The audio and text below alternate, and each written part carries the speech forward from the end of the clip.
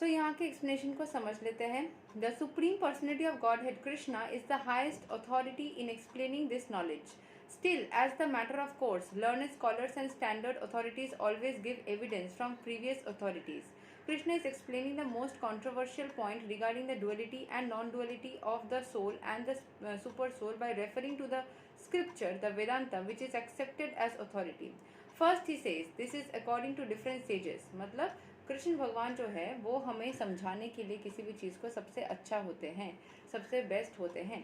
तो लेकिन बहुत सारे और भी साधुएं हैं, बहुत सारे और भी नॉलेजेबल लोग हैं जो कि हमें ज्ञान देते हैं। As far as the sages are concerned, besides himself, Vyasadeva, the author of the Vedanta Sutra, is a great sage. In the Vedanta Sutra, duality is perfectly explained, and Vyasadeva's father, Parasara, is also a great sage, and he writes in his books of religiosity, Aham Tvam Cha Tathanye. We, you, I, and the various other living entities are all transcendental, although in material bodies. Now we are fallen into the ways of three modes of material nature according to our different karma. As such, some are on the higher levels and some are in the lower nature. The higher and the lower natures exist due to ignorance and are being manifested in an infinite number of living entities. But the super soul, which is infallible, is uncontaminated by the three qualities of nature and is transcendental. तो हमारे जितने भी सारे कर्म हैं उस हिसाब से हम हायर लेवल्स पे या लोअर लेवल्स में लाइफ में आगे पीछे जाते रहते हैं। हमारी इग्नोरेंस की वजह से हम समझ नहीं पाते हैं जब भी कोई सिचुएशन घटती है लाइफ में क्यों घटती है, बट जो भी सारे सिचुएशन घटती है वो भगवान मतलब सुपर सोल जो है वो हमारे लाइफ में मैनिफेस्ट करवाते हैं, और हमारे जो भी सारे कर्म है मतलब जो फल मिलता है हमें वो किसी भी तरीके से कॉन्टामिनेट नहीं होते या गलत नहीं जाते, जो हमें मिलना चाहिए वही हमें मिलता है।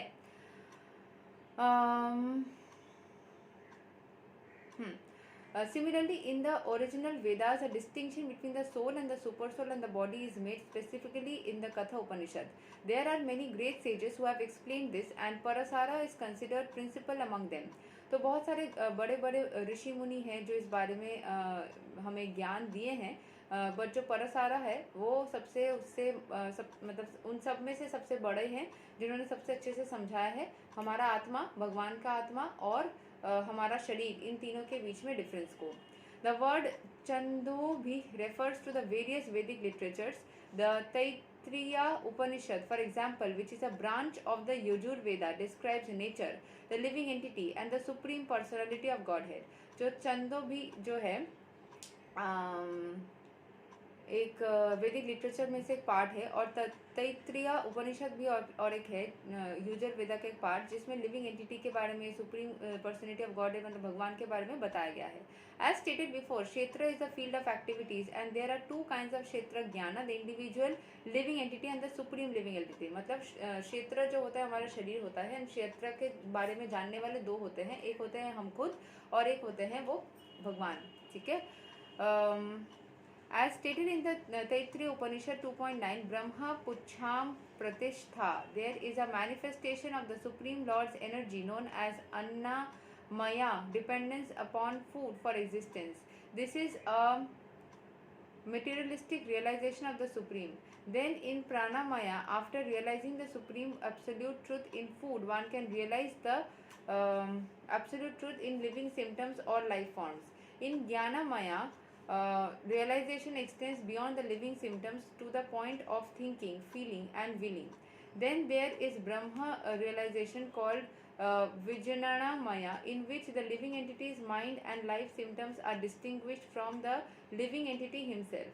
तो हमारे जो जितने भी सारे यहाँ पे एब्सोल्यूट ट्रूथ के बारे में हम जब जानने लगते हैं, जहाँ पे जैसे डिपेंड हम जिंदगी में बचना चाहे तो हमें खाना और खाने के ऊपर बहुत ज़्यादा इंपॉर्टेंस दिया जाए है, अन्नमय, जैसे बोला जाता है जैसा अन्न वैसा मन। तो जैसा हम खाना खाएंगे उसके ऊपर हमारा शरीर या हमारा मन बहुत ज़्यादा डिपेंड कर सकता है, कैसे हम सोचेंगे, कैसा फील करेंगे, कैसा बातें करेंगे, ये सब कुछ डिपेंड कर सकता है।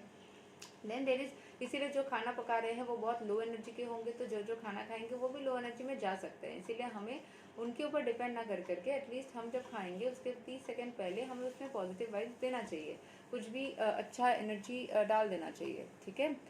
सो जैसे इस्लाम में भी बिस्मिल्लाह करके बोला जाता है स्टार्ट करने को, वैष्णविज्म में हरे कृष्णा बोल के स्टार्ट करने बोला जाता है, या जो भी आप धर्म से बिलोंग करते हो कुछ ना कुछ आप पॉजिटिव बोल करके स्टार्ट करो, ताकि उसमें जितने भी नेगेटिविटी है वो उस एनर्जी से नेगेटिविटी कट जाए, ठीक है। So then there is Brahman realization call, और उसको इतना ही शक्तिशाली माना जाता है कि एक बार बोलने से ही काम चल जाएगा, या फिर कुछ सेकेंड्स तक आप उसको मेडिटेट कर सकते हो। Vijnanamaya, in which the living entity's mind and life symptoms are distinguished from the living entity himself। तो हमारा जो माइंड है, हमारे जो लाइफ के सिम्टम्स है, वो हमसे ही अलग तरीके से विश्लेषण किया जाता है एक विज्ञानमया में, विज्ञानमया।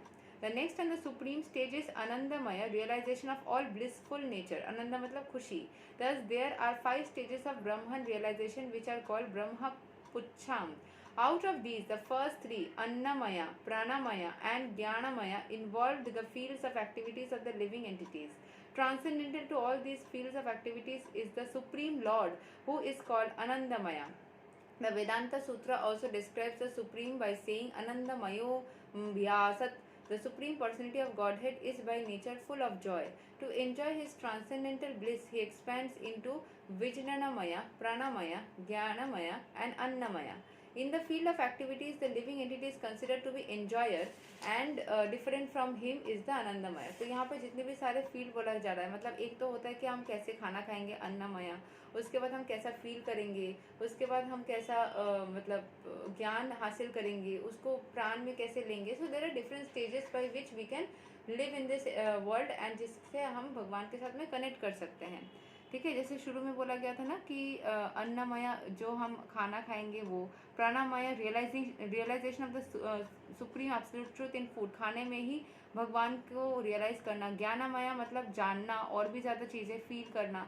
सो जो पूरा प्रोसेस है ना जी, जैसे अन्न वैसा मन, उसको ही 5 डिविजन में डिवाइड किया गया है। अन्नमय इस कौन सा फूड जिसके ऊपर आप डिपेंड कर रहे हो, प्राणमय इस फूड के अंदर भगवान के एग्जिस्टेंस को फील करना, ज्ञानमय इस भगवान के बारे में और डिटेल में जानना, और हमारे मन के जो फीलिंग हो रही है उसको खाते वक्त या वो सब उसको अलग से करना, और विज्ञानमय है कि हमारे लाइफ सेंटम्स जो है, हम कैसा सोचते हैं, जनरली कैसा सोचते हैं।